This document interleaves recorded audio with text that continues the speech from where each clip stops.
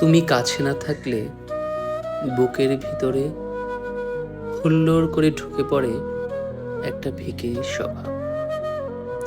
মনে হয় এই ঘর আমার নেই, এই আকাশ আমার নেই, রাস্তা, মাঠঘাট, কোথাও যাবার তারা, এই সব কিছু অন্য মানুষের।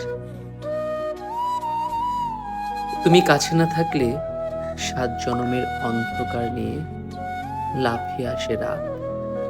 দিনগুলোকে শূন্য মনে হয়।